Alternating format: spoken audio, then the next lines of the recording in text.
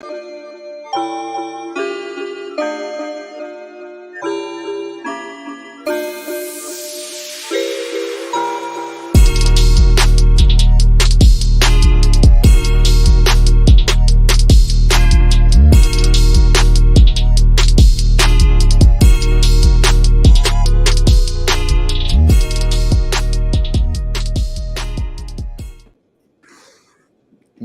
that beat never gets old. It never does.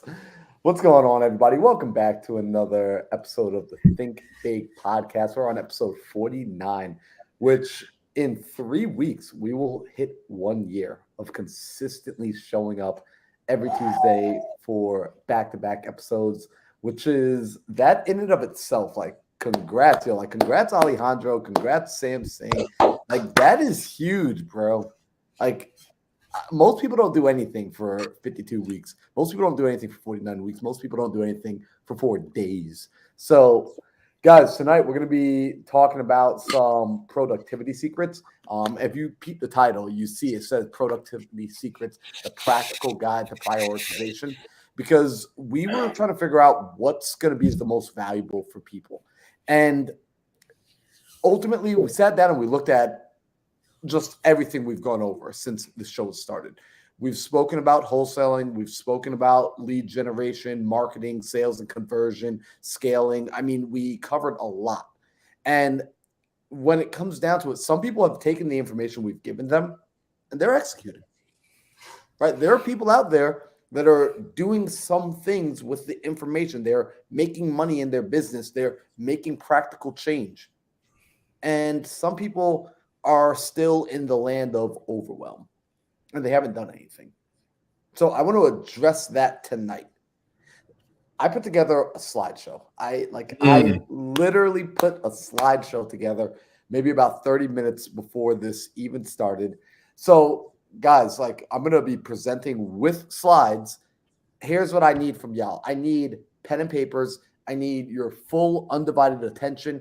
If you are present, I need you engaging in the chat, because if you're not going to engage in a chat, and I'll talk about this, if you're not going to engage in a chat, you're killing me. I don't know why you're here. I don't know why you're doing this live. I need you to actually, like, I got my gamer headset on ready. Like, I am ready to play games today. I'm ready to hang out.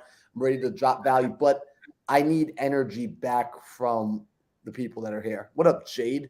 So, yeah, Jade knows. She knows what's going down. So before I get into it, because I will start talking and I won't stop talking. What's up, Jim? I won't stop talking. Either one of you fellas want to say something tonight before you literally let me steal the mic? Well, I think Sam and we tricked Marlon into bringing out his Excel sheets, bro. It's about to go down, just like Jade said. So I'm excited for this, man. Sam, I know you got your pens out. I got mine out. Oh, yeah. My thing is we just started Q4, so we've got less than 90 days to finish the year strong. So, I mean, this is going to be huge. You're literally just giving us the foundation for what the rest of the year looks like. So let's get into it. Yo, I love it. All right. And then Nolan says, am I on the gamer live stream, right? Yo, it low-key feels like it. Yeah, so yeah, we're doing some gaming live streams today. But in fact, by the way, if y'all want to see a full episode where it is just me, Alejandro, and Sam playing games the entire time, like, I've been playing Call of Duty with Caroline a lot. Like, me and Caroline have been bonding in the house. We hooked up the Xbox to the TV out front, and we have just been playing Call of Duty while making calls. So if y'all want to see that, let me know in the chat, because I think that'll be insanely fun. But all seriousness, I do want to make tonight extremely valuable for y'all. Please get out a pen and paper. I'm going to go ahead and share my screen. I don't share power notes and slides and PowerPoints. Like, that's not my typical style. But I know a lot of people are like me, where you're pretty visual, so you need something to look at. So I wanted to give you something to look at. Plus, it just helps me stay on track. So I'm going to go ahead and share my screen, and we're going to pop it over here, jumping into a slideshow. I can no longer see anything that you guys are doing. So Sam, Alejandro, if stuff's happening in the comments, I'm going to need you guys to fill me in and let me know. All right, is that cool? Because I cannot see you guys while I'm looking at my screen. Let's do it. No, we got you. Awesome. So this is the Think Big podcast, random slideshow with Marlon Johnson. And Why should you listen to me? Because I feel like I'm going to be talking about prioritizing tonight. I'm talking about the productivity secrets, the hacks. And I want you to know why you should listen to me on this particular topic. And here's why, right? I got focused last year and I was able to buy 10 doors in 45 days. I got focused with my priorities and I was able to host my very first mastermind. I was able to get a billionaire to come on my personal podcast, Into the Mind. I was able to show one of my clients, David, how to make his largest assignment. I learned from Jim Quick, and I'm currently on track to growing my own new online coaching business to 6 figures per month. So right here, you guys see, this is a picture from the mastermind I just hosted 3 weeks ago. This is Glenn Sanford, the billionaire that I had come on. He's also now the new owner of Success Magazine. This is David shooting me a text saying, look at this, September 21st. This was a few weeks ago, 2 weeks ago, just sold a contract for 80K assignment because he's one of my coaching clients. And we sat down, and what I'm about to share with you guys is the same thing I shared with David. So you guys are literally getting thousands of dollars worth of coaching on tonight's episode. This is things that I learned from Jim Quick. So Jim Quick is one of the people that I studied on mindset. And here you guys see, like, this is something I'm practically using. This is from my Stripe. I pulled this today so that you guys see, like, my business is on track. My coaching business, not even my real estate business, the coaching business is on track to being able to break 6 figures per month. That's where we're going. So that's why I think you should listen to me. Now, I need a promise from you guys. I'm going to be sharing with y'all the most practical guide I have for getting shit done. Online coaches literally charge thousands of dollars for what I'm going to show you. I charge thousands of dollars for what I'm going to show you. What I need in exchange for that, though, is some energy through the chat. I need energy coming from y'all. So Sam and Alejandro, you guys are going to have to let me know if they're pouring energy in. If they're not, let me know. I'm shutting this down. I'm going to go back to work. And because I'm excited for quarter four. I've got things that are a priority to me that I want to be working on right now. So if we're not getting energy in the chat, if people aren't engaged, if there's not fire emoji and the chat doesn't look like Kim Kardashian just came onto our podcast and like people are that excited, I want to go do something else. So Alejandro, Sam, is there some excitement in the chat right now? I think it could be better. Honestly, I think it could be better, man. I mean, for what you're going to do with the fact that you said that this is what people pay you thousands for in your coaching. Guys, let's drop some fire in the chat. Let's give it up for my Marlon. Yeah, guys, I busted out the gamer headphones for this tonight. Like, I am enthused. We're going full Twitch stream on this shit. All right, see, there we go. Now that's what I like to see the chat do, y'all. All right, so y'all got me. Like, this is how you pay me. It's with words of affirmation. It's with love, right? Like, be like little Care Bears and shoot the power of love from your chest at us. That's how you pay me. Now let's keep going. All right, boom. All right, so here we go. Just let me do a quick breakdown, by the way, for my people with ADD and ADHD, right? And any other letter you have in the alphabet, what I'm going to show you still works for you. Because one of the things I hear all the time, it's like, Marlon, I struggle with prioritizing. I struggle with focusing. I struggle with being able to get stuff done because I have ADD and I have ADHD. Guys, that text message I showed you earlier from David Smith has ADD. He gets shit done. Sorry for cursing so much, but he gets things done. I live with Caroline Kane. She's got crazy ADHD and she gets things done. And she practices the same thing that I'm about to show you. So if you feel like you can't make it work for you, here is good news. Everything I'm going to share with you, you can also pass on to somebody else on your team and in your world and have them do this work for you. So I just want to get that like out of the way for anyone who's like, oh man, I can't do anything to focus. Yes, you can. And let me show you how. Now, consider this. What would your life look like if you could get more done with the same 24 hours? Because we acknowledge that the amount of time you have in a day, 24 hours, there's nothing you could do about that. That's pretty much locked in stone. You only get 24 hours. However, your capacity, that's flexible. What you're capable of doing within 24 hours is absolutely flexible. And what if you operated like guys like this, like Pace Morby? Right? Isn't it true that in the same 24 hours, Pace seems to get more things done than others? Or what about guys like Kevin Hart? Some of you only know him as a comedian. This dude is a business mogul. He is the highest paid comedian on planet freaking Earth. This dude is extremely productive. Or if you don't like real estate investors, you don't like comedians, what about this dude? Dwayne "The Rock" Johnson. Literally one of the most famous humans alive on the planet right now, and also does more than any other human I know that's alive right now. I mean, this dude's schedule is jam-packed, and he's filming movies, traveling around the world, wrestling. I mean, it's insane what these people do. So what if you were able to operate like them? Because they're operating with the same 24 hours that we all have. Well, let's just look at this. There's 3 steps to getting things done, right? I want to show it to you right now. We're going to talk about it, and we're going to go into it.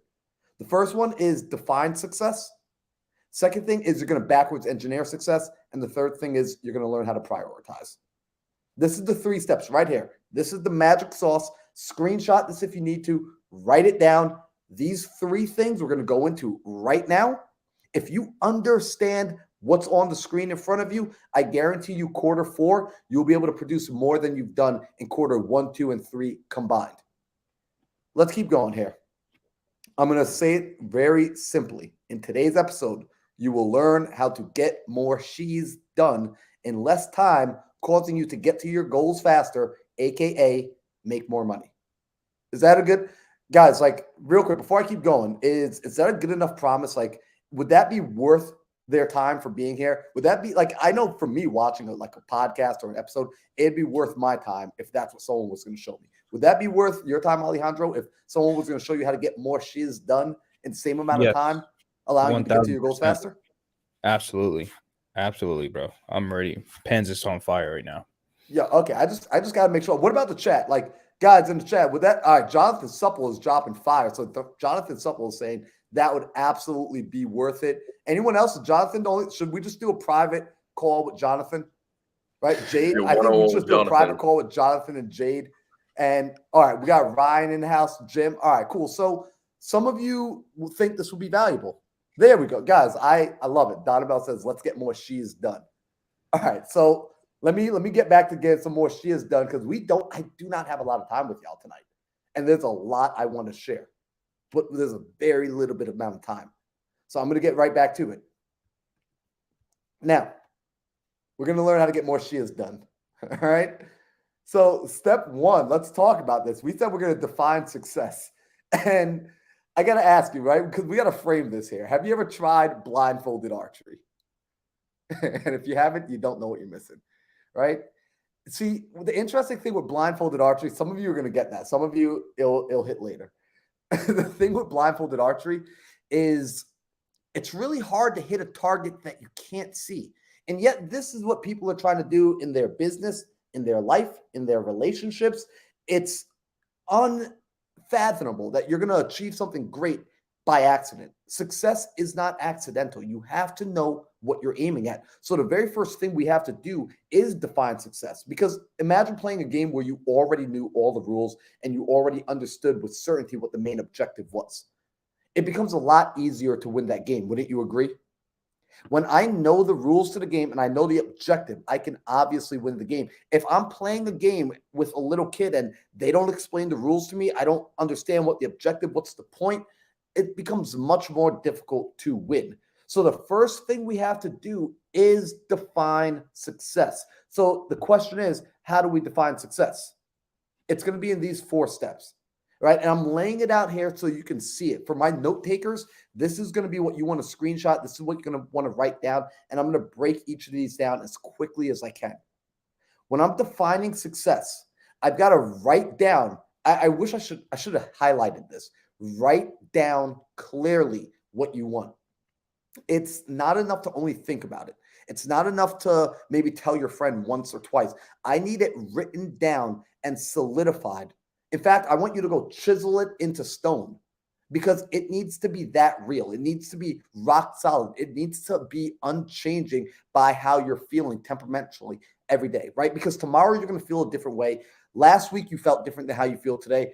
Tomorrow you may watch a podcast. You may watch a training video. You're going to get into gator lending. Something's going to come and influence you, and it's going to cause you to think about new things, which, if your goals aren't written down, if success isn't written down, it's going to start to shift the finish line. And this is where most people screw up. They keep moving the finish line. How you get to the finish line will change, but you cannot change the finish line. You need to set the finish line and lock it in place. This is how we get there. So that looks like defining success on paper, writing it out. Literally getting a notebook, getting a pen and paper, writing it out. If you type it up, I need you to print it out and hang it up somewhere. It needs to be locked in stone. I need to be able to go into your room, go into your house, go into your office and find it. You need to be able to read it out loud to your employees, to your coworkers, to your JV partners, to your business partners. I cannot stop emphasizing this. I won't stop emphasizing this. I need you to write it out. So, step one is going to be write down clearly what you want. Step two is going to be write down clearly what you're willing to give in exchange for it. I got to talk about this for a minute because the challenge here, I'm going to come back and I want to look at you guys' face for a minute. The challenge here is when people don't clearly define what they're willing to trade for it, what happens is we start creating this reality in our mind where we're trying to get something for nothing. The universe does not work that way. That's like sitting in front of a fire or sitting in front of like a chimney stack or a fire pit and telling the fire pit to give you heat. Then later on, you will give it wood. You will give it gasoline after you get the warmth. It doesn't work that way. Law of equivalent exchange. Anyone of my people watch Full Metal Alchemist, you know there is no such thing as something for nothing. This is so important. So when you start to identify what you're willing to give for it, it can be anything. It might be that, hey, look, I'm willing to give my time, energy, and effort in renovating homes in exchange for the money I want to earn. It could be as simple as that.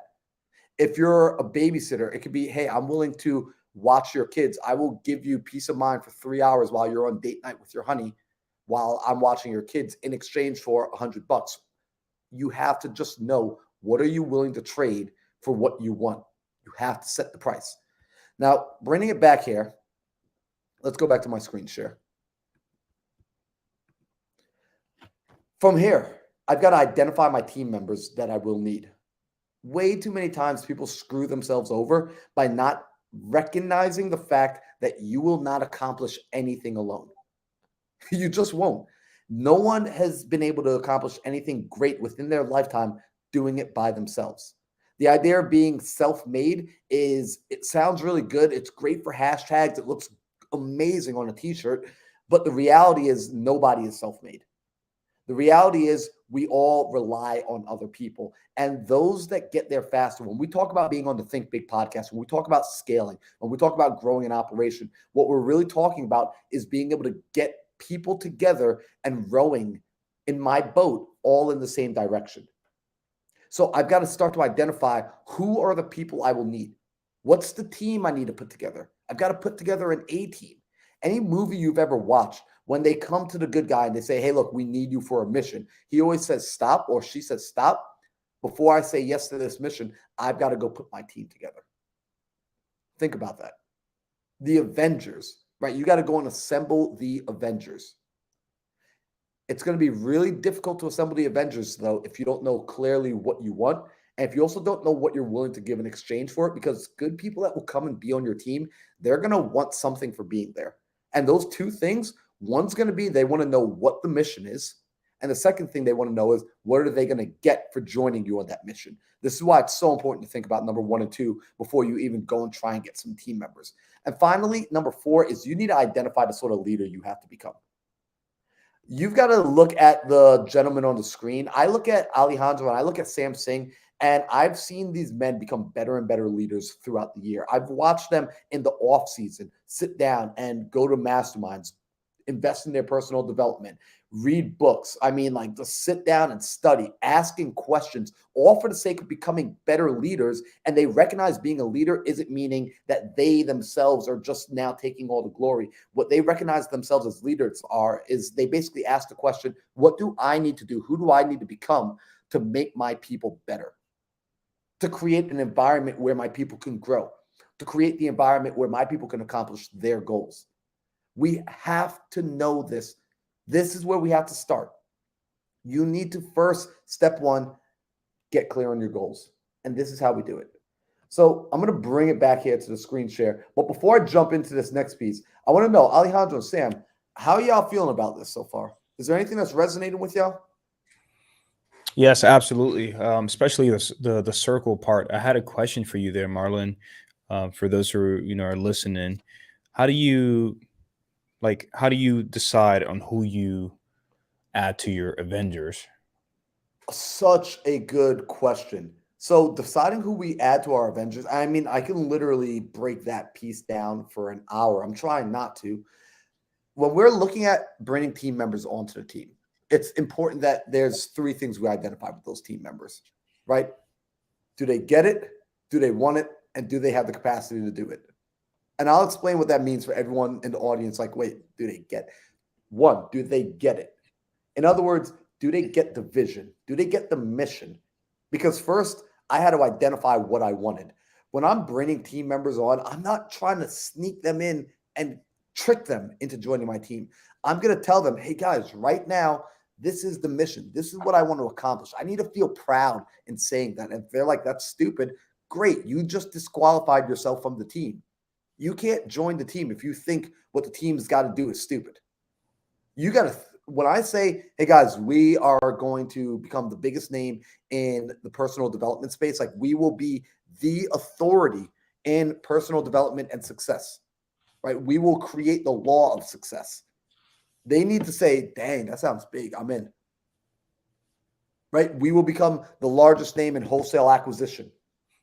We will become the household name in scaling an industry. We will be the guy that puts all the gurus out of business by giving it all away for free. When they hear those words spoken from you, they need to say, whoa, yo, we're doing what? Yo, sign me up. So that's getting it. They catch the vision, right? So they get it, then they want it. It excites them. Like they are intrinsically motivated for their own reasons by your desire. There's a symbiotic relationship there. They can see clearly that helping you is also going to help themselves. So now we don't have to sell our team members. Our team members are selling themselves. And then having the capacity to do it. It's good and dandy that they're a great person, that they want to be there, that they're all excited about it. But the truth is, if they don't have the skill set to do the job that you're assigning to them, if they don't actually have the tools and the skills needed to help you accomplish the goal, they're not the right person for the team. Just like if I'm bringing someone onto the NBA, like LeBron's not going to pick new team members based on like who he likes hanging out with. He's going to pick team members based on who's going to help him get the ring, who's going to help him become a better player. So when we look at the team members, we do have to have a level of discernment in who we pick. And I got to say this to everybody. If you're struggling to pick team members for the first time, it's okay to pick people who aren't going to stick around forever. It's okay to pick people who you're temporarily going to date. You might not marry them, but you're going to date them. And they're going to teach you a lot, and they're going to grow, and they're going to help you get to the next stage of your development. And when they part ways, when you guys leave, that will be okay. I used to struggle with this until a mentor taught me that, yo, it's okay to date people before you get married. And I needed to remember that. So with business, it's okay to date before you get married. Now, great question, Alejandro. I absolutely love that. Guys, and if you have questions, throw it in the comment, throw it in the chat. Also, what's up, Dylan? Good seeing you inside here. So let's bring it back over. That was a great answer, Marlon. No, that was just a great answer. Thank you. I didn't when I started, I didn't have the answer for that. I was just, bringing people on board that just say, hey, I'm interested in joining, and definitely something I wish I learned starting out. But either way, it's a great learning experience, and I appreciate your answer. Dude, 100%. It's something I wish I learned. So these are steps. This is step one for defining success. Guys, screenshot this if you need it. If you need to hear it again, just go back and rewind. We're moving forward. Now, I need you to make a commitment, right? If you're ready to take in the wisdom that you're hearing, you will know by your action. And that action is your willingness to do what I just laid out. Sometimes people are like, how will I know the secret when I hear it? How will I know the answer when I hear it? And the truth is you're ready for it when you're willing to do the work. When the answer is given to us so many times. Guys, I just laid out the answer. I know this seems so clear. Sometimes we want a complex answer. The truth is success isn't complex. It's simple. Simple doesn't mean easy. Don't mistake simple and easy for the same thing, right? Because simple to do is also simple not to do. So the way you show that this is hitting is by your willingness to take action on what you just saw. Now, let's go back here, right? 3 steps to getting more things done. We just recognized defining success as step number 1. Now, number 2 is backwards engineer success. And when I say backwards engineer success, I want y'all to think about this. Anyone ever play with a maze, right? Look at this. There's a maze on the screen. I want you all to solve this maze right now, right? Take 5 seconds to solve this maze, right? 5, 4, 3, 2, 1. I bet you a majority of you just solved this maze, and I can guarantee the people that solved this in 5 seconds, it's a very simple maze. I can guarantee you the people that solved it in 5 seconds, they didn't start up here. They started down here. Put a yes in the chat or put it like a 1 in the chat if you started from the end when you solved this maze instead of starting from the front. Because anyone that's ever played with mazes, you know this is the easiest way to solve a maze is to start from the exit. Start literally where you want to end. And in life and in business and in goal setting, it's the same thing. We want to actually start at the end and work backwards from the beginning. So when we do this, I'm going to show you how to backwards engineer success. It's a very, very simple process. So step 1, we clearly define success. Wait a second. Where did we just see that? Oh, I think I just went over that. So we already took care of step 1 by clearly defining success. In order to backwards engineer something, you have to know what the something is that you're trying to backwards engineer. So let's focus now on the other 2 steps, which is going to be a little bit more critical. Write this down. Break the goal down into the ridiculous. I want you to break your goal down into the ridiculous. What do I mean by that?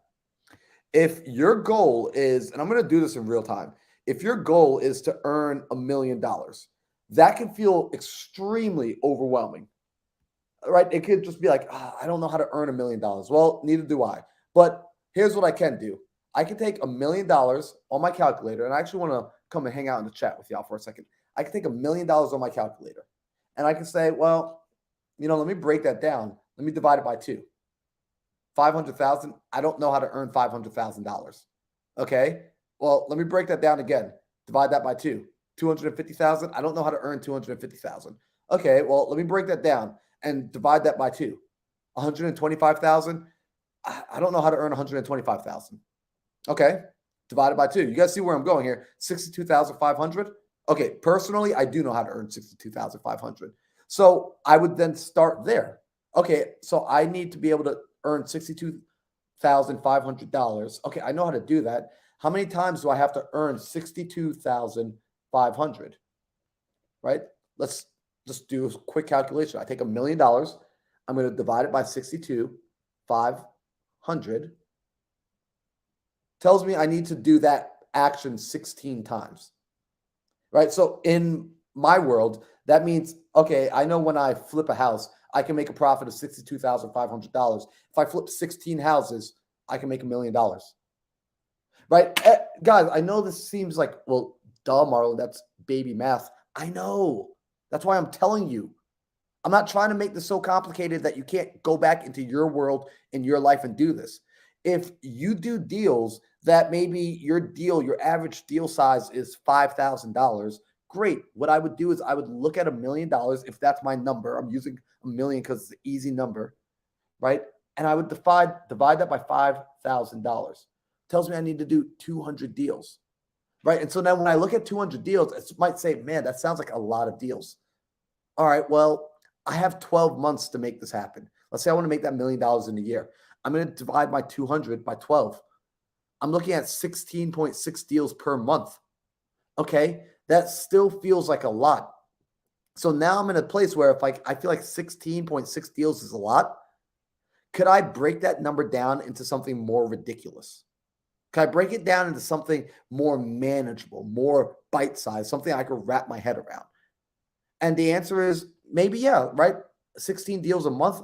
I got 4 weeks per month. I could divide that by 4. It means I've got to do 4.1 deal a month. 4.1 deal a week. Maybe that still seems a lot. Like to me, 4 deals a month, I think you're the hot stuff. right? Like you're Sam saying, you're Alejandro, you're Sam like rolling out the gate, 4 deals a month. Like Sam's way past that. But like if you're doing 4 deals a month, like to me, you're hot stuff. So maybe you're feeling the same as me. You're like, ooh, 4 deals a lot. It sounds like a lot. Well, because I'm aware of these numbers and I'm breaking it down to the ridiculous, I was aiming at $5,000 spreads. Well, isn't the national average 12,500? So what if I aimed at $10,000 spreads? Then my 4 deals per month turn into 2 deals per month, right? Oh, okay. Now I only need 8 deals per month or 2 deals per week, 8 deals per month, right? I only need 96 deals in a year. I don't need 200 deals in a year. Wow. By breaking my numbers down into the ridiculous. Now, when I break this down to you guys from a standpoint of prioritizing, though, and getting clear and getting focused and having a practical way to getting more things done, I also want you to break your activities down into the ridiculous because still, you might be working on your first deal. So everything I'm saying might seem so overwhelming. Everything might seem so overwhelming right now, right? Like you might look at Sam doing 22 deals right now. He's got 22 live deals in escrow, and you might be like, whoa, I'm still working on the first deal. Here's what I would do. So I would break things down into the ridiculous. I would say, hey, Sam, on average, how many leads do I need to talk to in order to get a deal? Oh, you asking specifically? Oh, yeah, I'm asking Um, specifically. okay. Like, How many leads do you need to talk to get a deal? If you're going cold call, you're gonna need, let's say, if you're new, we'll say about 55. all right, so 55 leads I have to talk to get a deal done, right? And so I might be like, oh, that sounds like a lot because I still struggle to get on the phone. Well, here's what I would do. I would break it down. Can I make 55 phone calls in a day so I can get that deal done immediately? Probably not, because like that seems overwhelming. Well, let's take the same math here. I could divide 55 by 2. Can I make 27 and a half phone calls? That still seems overwhelming. And that's a lot of phone calls, quite frankly, if you're having real conversations. So let's divide it by 2 again. 13 and a half. Hey, Marlon, I still got kids. I still got work. I literally only have an hour a day. Okay. Well, let's break it down. How many calls can you make in an hour? I think I can make 2 calls. Phenomenal. Let's start there. Why? Because it's what you're capable of doing right now. And when you begin doing what you're capable of doing, what happens is we start to build a sense of confidence. We start to build a sense of, okay, I can get this done. And maybe the first week, it takes you an hour to make those 2 calls. And what you're going to find is when you step into week 2, now you can make 3 calls in an hour. So you just went from 2 to 3, right? You just increased productivity by literally 50%. And this is how we start to break things down. When we start to break things down to the ridiculous, so many people want to start with the dreams being so large. And I'm okay with dreaming huge. Dream as big as your freaking mind lets you. But be willing to break your goal down into the ridiculous until you eventually get to the thing, the lowest thing that you can do right now, and begin there. No matter how big your goal is, I can promise you, if you continue to break it down into the ridiculous, you will always be able to identify a first step that you can start taking. And by taking that first step, you will initiate the magical laws of the universe, which will then start to attract everything else to you. But standing still brings nothing to you. I can guarantee you that. I can guarantee you if you stand still, nothing will come your way. That is a promise. If you do nothing, nothing will happen. That's a promise, right? So now let's get back to this screen here. Because if this is why I put the slideshow together, I will start going off on tangents if I don't come back to this. So we're going to break the goal down to the ridiculous when we're re-engineering it backwards from success. And by the way, when you do this, I'm going to stop one more time. I got to just add this emphasis. I broke $1 million down to $500,000 to $250,000 and so on and so forth. It might be that you identify how to make your first $1,000. Great. And you might be like, but Marlon, I still don't know how to make $500,000. You don't even need to know how to do that yet. Go make the first 1,000. I know it sounds like you might be thinking, but Sam says I got to scale and I got to go there fast. Yes, you do need to scale. And yes, you want to get there as quickly as as you possibly can. However, overwhelming yourself with the thoughts of the big task that are coming for you on chapter 17, meanwhile you're on chapter 1, is not going to do you any favors. It is okay to be at chapter 1. It is okay to have discernment with listening to your mentors, with listening to the gurus, with listening to the people who are eons and decades ahead of you, and recognizing that the advice that they're giving might not be for the season you're in. That's okay. Now, let's go back here for a minute. So we are back to this, and now we're going to look at this final piece, which is ask everyone for help with your first milestone. I know this one is actually an interesting one, and I put it here on purpose because I'm assuming now for a minute I'm talking to somebody. Actually, quite frankly, it doesn't matter what level you're at. This is always going to be great advice. Ask everyone for help with your first milestone. When you identify clearly what that first step is, that first step might be, I need to make my first phone call. I'm going to ask the people in my world who have done this already for help. Hey, Alejandro, can you hold me accountable? Tomorrow I'm supposed to make my first phone call. Can you just make sure I get that done? Can you check in on me? I'm going to tell everybody what I've got to do. And I'm going to tell everybody when it needs to be done. And I'm going to ask them for help through the form of accountability. Hey, can you call me out if I don't get this done? The reason I say that is because when we make public proclamations, what happens is many times we're not motivated by the success. We're motivated by the fear of loss. And I don't want to lose respect within my inner circle, within my group of friends. And this is the same way for most people. This is why most people start showing up to the gym after they hire a personal trainer. It's because they don't want to lose the respect of the other human that they just told, I'll be there tomorrow at 7 a.m. When it was only up to them, it's easy for us to let ourselves down in the darkness and the silence. So when you start to identify the milestones that you know you're capable of doing, you've broken it down into the ridiculous, and now the only reason you didn't do this is just simply because you were being lazy, but you start to ask people for help. You start to say, hey, Sam, can you help hold me accountable? My goal is to add 200 people to my email list. Sam's going to be like, all right, bet. Right? Next time he talks to me, the first thing he's going to say to me is, yo, where are you at with your goal? Did you do the thing? This is what you want to leverage. When we're backwards engineering success, we've got to also engineer into our world a pain of loss. And not a fake one, make it a real one. Right? If you need to bet your friends and say, hey, look, I'll give you $500 if I don't follow through, do that. Now, let's bring it back in here one more time. So, again, backwards engineering success, if you're ready to take on the wisdom, you're going to act on what I just showed you. You're going to actually go through and do these 3 steps. Now, final thing for getting more stuff done, and this is the meat and potatoes of this. This is where if I were a note taker, I would especially be writing this down right now, which is prioritize. This word should be massive. However, most people don't understand this word. Right? People don't actually understand what prioritizing means. And honestly, the people that do kind of understand it still suck at doing it because they don't practice it. So let's look at prioritizing and let's understand something for a second.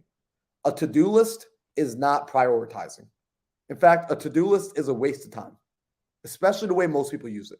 A to-do list can be useful if prioritized, right? If you leverage prioritizing with your to-do list. But the fact is, what do most people do? Alejandro, I'm going to explain what most people do here. They sit down, they start getting overwhelmed with trying to accomplish a goal, with trying to build a business, with trying to run a life and have a family and do all that stuff. And then they start to say, oh my gosh, there's so much in my head. I just need to get it out on paper. I got to get it out on paper. So they start writing it down on paper. And they make this long to-do list. And if you're like me and what I used to do, you make little boxes next to your to-do list so that later on you can put a check in there, right? Or sometimes you just like to cross it out. And you fill out this to-do list. And you feel better by just having created the to-do list. You feel really good. And then let's say it's a Sunday and you don't even have work that day and you're able to just work right on it. You go through and you cross out 40 things on your to-do list. And at the end of the day, 6 o'clock, you're sitting down and you're like, oh, wow, I did a lot, but I don't really feel like I got anything done. Y'all ever feel like that? I know I have. Have y'all ever felt like that? Like you felt like you looked at your to-do list, you saw all the things you did, and yet there's still this feeling like I didn't actually get anything done. Right? Put a 1 in the chat if you guys have ever had that feeling. Right? I can't be the only one that's ever felt this way. I can't be the only crazy guy that's gone through this emotion. In fact, there have been times where I even did the whole to-do list, got everything done, and then came back because I realized, oh, I forgot to make up the bed, and I made up the bed, and I'll throw things on the to-do list just to get the satisfaction of crossing it off.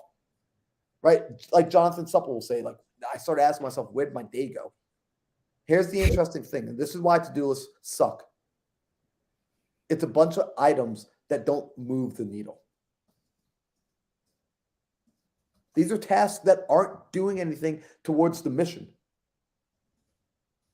And this is why I hate to-do list. So when people tell me like, what's your secret for time management? I'm like, there is no secret for time management. I can't control time. 24 hours is 24 hours. A minute costs 60 seconds. Doesn't matter how I split it. It always costs the same. But earlier, we did see guys like The Rock, Kevin Hart, Pace Morby. These guys get more things done. When I look at Sam and Alejandro, these guys get more things done in a day with their 24 hours compared to the other 99% of the population. What's the difference? I'm going to tell you right now, it's one word, and it's prioritizing. What's that mean? It's very simple. Prioritizing means I take my to-do list and then I ask the question, what is the most important thing on this list? What actually moves the needle? And here's the interesting thing. If you have more than one most important thing, you told me that your brain is broken and you don't understand how to prioritize. That's what you say to me. When people say, but Marlon, I got like 5 most important things. No, you have one most important thing. And then after that, you have something that's second most important. And then you have something that's third most important. Here's what I need you to do. All right, we're gonna look at this for a second. I need you to make decisions. Because when I look out into the world, I see indecision everywhere. Like seriously, it's mind-boggling. We're so afraid of making the wrong choice that we make no choice. And guess what? Not making a choice is making a choice. And it's the wrong choice. So let's look at this. How do we prioritize? Here's where you're going to want to screenshot this, and you're going to want to do this tonight. First, you're going to identify your top 3 needle-moving tasks. Right? We're in quarter 4 right now. In this quarter 4, you should have 3 rocks. Like these are the biggest things that need to be accomplished by the end of this quarter so that we can move closer to the goal. You need to identify those 3 needle moving activities. This is for a very basic example, this is if you were sitting at your desk and you had to dispo a wholesale deal that's going to make you $10,000, or you needed to go outside and take care of your landscaping in the backyard, and that's going to take you about an hour and a half. Which of these 2 tasks do you do? You're going to go and take care of the wholesale deal because some people, and I know it sounds stupid, but some people will go and do the landscaping first because it's easy, it's familiar, it's simple. They know how to get it done. So they want to go and knock that out of the way first. But when they do that, they're spending time, they're spending energy, they're spending their mental capacity doing that so that when they come back, they have less of themselves to go and take care of the bigger needle moving activity. And maybe because they went and cut the grass, now when they're trying to reach out to the buyers already bought something else, or they're not answering their phone, or the opportunity is gone. And so they got this task over here on the left done, but the task on the right isn't done. Here's how you know which is the bigger needle mover. If I went and I wholesaled that deal and I made the $10,000, but I didn't go and take care of the lawn landscaping, with the $10,000 that I just earned, could I not take $50 out of it to pay for a landscaper to go and take care of my yard for me? So by completing this task, it either eliminates this task or renders it completely unneeded and unnecessary. That's the needle moving activity that you have to focus on. Inside your business, you need to sit down and look at all the stuff you're doing and figure out what's actually important, especially when you're using paid time to do it. When you're using money-making hours to pull lists, when you're using money-making hours to sit down and organize your emails, you are wasting time and you aren't prioritizing. So make it a goal to prioritize your top 3 needle-moving activities per day. Now, when you do that, the second step is going to be schedule them into your day. Don't just plan it, schedule. In fact, do y'all know the difference between scheduling and planning? Right? Like in the chat, let me know if y'all know the difference between scheduling and planning.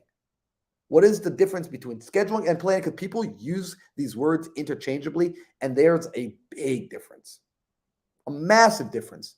There's a 7-figure difference between scheduling and planning.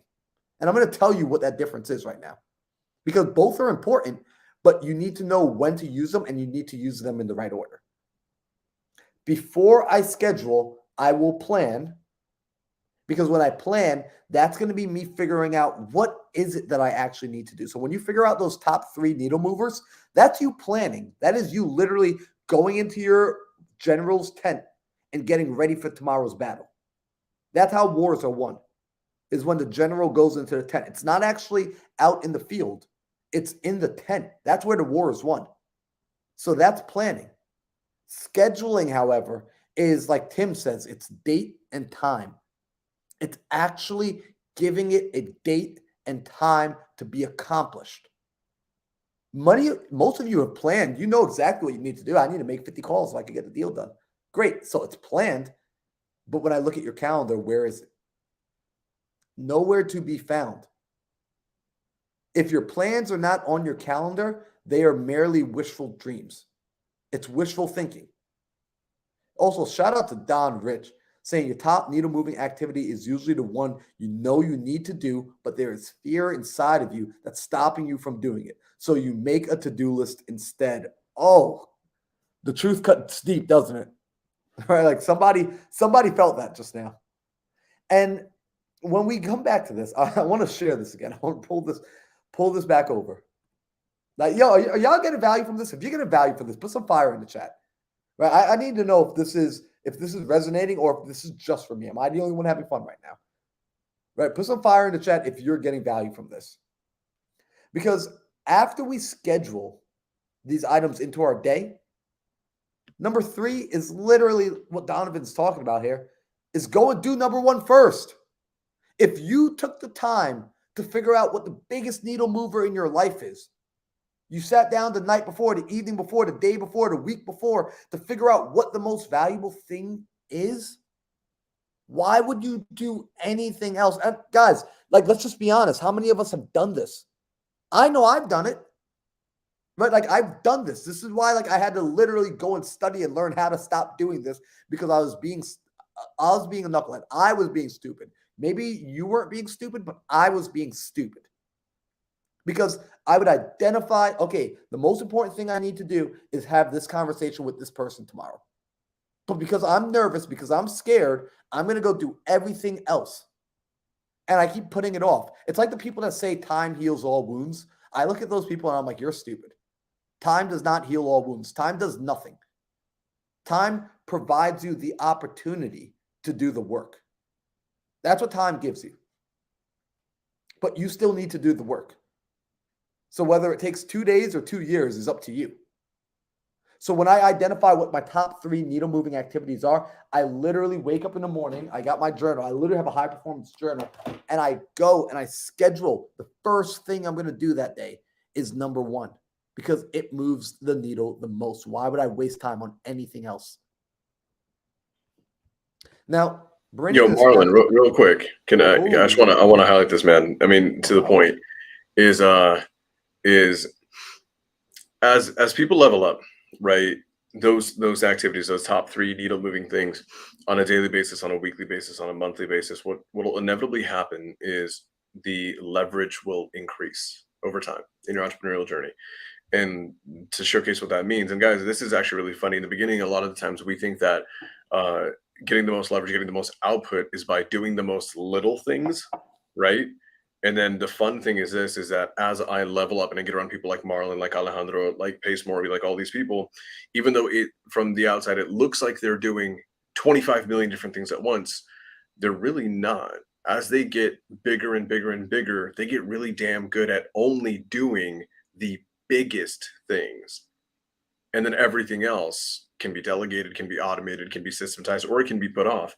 And like to the most extreme capacity of what is the highest leverage activities, look at arguably one of the greatest investors of all time, Mr. Warren Buffett. And he will say he's one of the greatest investors on the face of the earth in history. And he says if he makes two good picks, two good decisions in a year, it's been a damn good year. So I just wanted to highlight that, dude. Leverage, leverage, leverage, leverage, and priority. That's so good. I freaking love that, Sam. Dude, absolutely. So I want to wrap it up here because I want to be conscientious of time. And I told you guys I didn't want to take too much here, but let's look at this for a second, right? I grabbed this from Jim Quick, right? And he wrote an article. This was a good article. I'm not going to read the entire thing, but he says planning helps us identify the things that we have to get done each day. When we wake up, many of us have a running list of tasks that we need to achieve. But when we don't write that down, it takes a lot of brain energy to keep track of that list. Hence why the first thing I told you all to do is write it down. It could also start our day feeling overwhelmed, which can elevate stress levels and take up even more brain power. The truth is, if you're waking up stressed out already, if you start your morning stressed out, I can guarantee you it means you're using your brain as a filing cabinet versus using it to think. I want you to free up your mind. Stop using your brain to hold on to stuff. Get it off your brain, put it on paper, type it out, get it from your mind. Funny enough, Caroline every morning will ask me, like, hey, what do you got planned for today? I'm like, I don't know. I got to go check my schedule. I literally tell her that every single morning. She's like, dude, how do you never know? I'm like, because I don't waste my brain holding on to useless information that I can easily look down in my schedule and find. And so here we go. Either the night before or right when you wake up, you should take a few minutes to write out a list of what you need to accomplish for the day, your to-do list, if you're still using those. This can include things like exercise, household chores, errands, social time. Once you've written everything down, look at what he says. We need to prioritize that list. Again, what is prioritizing? It's labeling, it's giving a level of importance. It is assigning a level of importance to the items that you have. Only focus. I do 3 things a day. I'll be the first to say that right now. I only do 3 things a day. What? Yeah. I do 3 things a day. I used to do like a million, and all that would happen was I would just get burnt out, feel overwhelmed, and quite frankly, not get as much done. Since I started focusing on only doing 3 things a day, I get more done. And I have more time to also look and see what needs to be done to get me where else I need to be. Now, I'm going to wrap it up here because if I don't, I will just start talking on something else. But here's what I want to do because I was thinking about like, okay, like after I share this with everyone, like some people are still going to want to stay connected. Guys, I want you to do this. If you want to connect with me, connect with more like-minded people, go to my Facebook group. Right? It is a free group to join. It does not cost you anything. You'll be able to go inside there. And I'm slowly starting to gather all of us, like all the like-minded individuals, the people that come on the Think Big podcast, the people that are like the Alejandros and the Sam Sings and myself. I'm gathering us in one place. Go to the Facebook group, go to Millionaire Mindset Community 1, right? It's facebook.com/groups/Millionaire Mindset Community 1. Go inside there. We will keep the conversation going. As time goes on, what I'll end up doing as the end of the year comes up, I'll do a workshop because I was already talking to some of my people inside there, and they were asking if we can do a workshop for setting goals for 2024 because they're aware that the time to set goals for 2024 is not December 31st. It's not December 25th. It's not even in December. You need to be starting to think about next year now, today. You should be planning for that future so that you can start to prioritize what needs to be done. So on that note, how'd I do? I stayed in time? We're good? We're good. I got 5 minutes to spare. Let's go. Fire. Dude, that was like a doctoral thesis, bro. That was insane. Dude, I put that PowerPoint together like 30 minutes before this. I don't use PowerPoints often, y'all. So I hope y'all didn't get bored by the blue background on the PowerPoints. Like clearly there weren't a lot of pictures. But yeah, I hope that was helpful. I have a question for you, Marlon. Yes, sir. The 3 things you do every day. What would you suggest to do if I have multiple fires just jump out the blue on one day? Like, Oh, let's say you have three things, but then you have like eight other things that just randomly pop out throughout your day. Like, what do you do? Do you just still keep those to the side, or what do you do there? dude, great question. Take it. So if an individual is in a place where like they've got like a ton of fires that keep popping up in their world and they kind of know that this is going to be the case, here's what I would say. One, become aware of where you're at, like the chapter and the season you're at in life. Right? Like you might not be able to just like toss everything off your desk and just start fresh because of what you saw here tonight, because there are prior engagements. There are things that you've already, there's a hole that you already dug yourself into that you've got to just honor and recognize. I put myself in this hole. I need to get out of it. Right? It's kind of like if a person learns about like how to properly use credit, it doesn't just negate the last 7 years of bad credit behavior that they've been doing because now they understand what good credit behavior looks like. They've got to fix that piece. So from that standpoint, I would still identify my top three priorities that I can. And here's what I would do. I would give a time allotment to it. Right. So there's a principle called Parkinson's principle or Parkinson's law. And Parkinson's law states that work will always fill the allotted time given to it. If I only give an hour to write the book report, I will write the book report within an hour. School taught us this. The teacher gave you 45 minutes to do the test. You got the test done in 45 minutes. Had they given you an hour and a half, that's how long it would have taken you. So for an individual in that position, I would say start to gather what free hours you do have towards your priorities, even if it means you don't get them done. And if you don't get it done, guess what? You don't get three new priorities tomorrow. You take these priorities and they move over with you until they're completed. Because if you did the work of identifying this is the most important task, it's still the most important thing tomorrow as well. Unless, again, you just suck at prioritizing and you're picking random things. From there, typically when I schedule, and I use my calendar a lot, I never fill my schedule out 100%. I leave white space. Why? Because life is uncertain. Fires are going to pop up. I anticipate that. So I actually leave space in my calendar for things to come up, for things to, because it happens. I've learned enough in the last 3+ years of doing this that something will always go wrong. Like, in fact, earlier today, right before we hopped on this podcast, my assistant literally texts me and says, "Hey, our property is listed on Facebook Marketplace." Twice.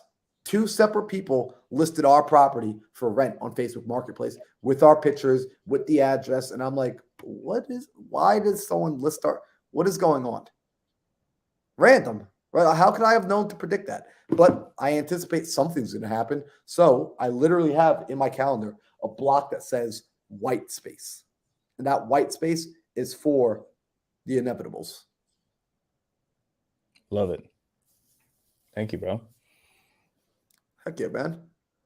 Ooh, I want to just go through the comments real quick because every time Donovan writes a comment, I always get excited. So I just want to see what this says.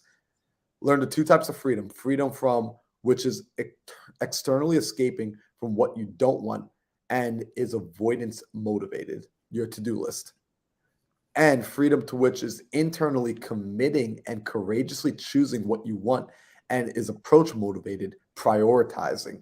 Oh, that's so good, right? You're basically choosing the freedom. You're choosing to either run away from what you don't want to do or run towards what you do want to do. And that running towards takes a level of intentionality. So, guys, we are at the end of the evening. It is 6 p.m. Hopefully, Sam and Alejandro let me share again. Hopefully, I did good tonight. All right, like I can stay on the show. Because, guys, can I stay on the show? Can I continue to be a part of the Think Big podcast? You know what? I think it lacked a little bit. I think that next time you have to do better. And then but tell you what, since we're 49 in, we'll give you some slack this time. But just kidding, man. I mean that was freaking fantastic. Like that was actually insane. And as someone who this, man, I just work. I just work. And I work without any rhyme or like kind of, methodology half the time. It's just we just work and do what needs to be done. And as I grow, I have to become more tactical and become more And I had to lead with a methodology that makes sense for higher levels of output. And dude, that was like, you helped me process. Now I'm thinking about it, my big ass whiteboard. I'm going to go back to that whiteboard and probably delete 90% of it, identify the highest leverage things, and then that's my homework. So I'm going through the homework tonight, guys. Dude, that was fantastic. Bro, appreciate you. So, guys, this is what you can do, right? I want y'all to do this. For those of you that are going to actually take on the mantle of improving your life and you're going to do the homework, I want you to do the homework tonight, right? Clearly identify your goals, clearly identify what are the top 3 priorities. And here's how I want you to ask for help, and this is how you're going to do it. You're going to take a picture of the 3 things that you need to get done tomorrow. And you're going to go on Instagram, and I want you to share it. And I want you to tag me, tag Alejandro, tag Sam, and also tag Daryl.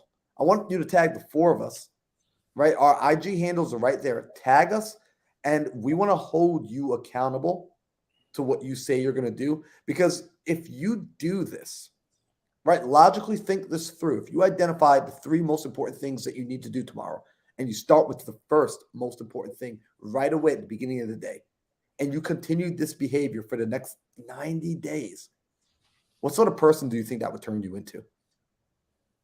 Who gets created at the end of those 90 days? Does that person get closer to their goals or further away?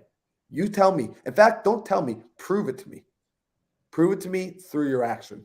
So, y'all, we appreciate you. If you're new here, make sure you hit that like, subscribe button, leave a comment, and share this episode out with a friend if you got value from it. We'll be back next Tuesday evening for episode 50 of the Think Big podcast.